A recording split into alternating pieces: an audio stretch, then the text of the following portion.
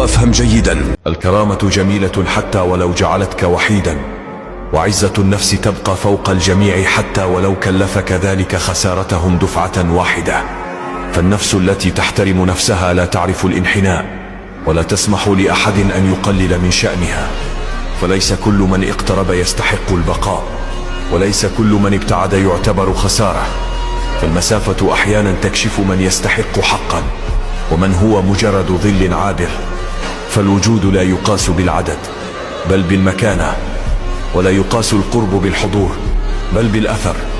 فالعظمة الحقيقية تظهر حين يقف المرء وحده دون أن يضعف، وفي الهدوء أمام كل من يقلل، وفي الابتعاد عن كل مكان لا يقدر.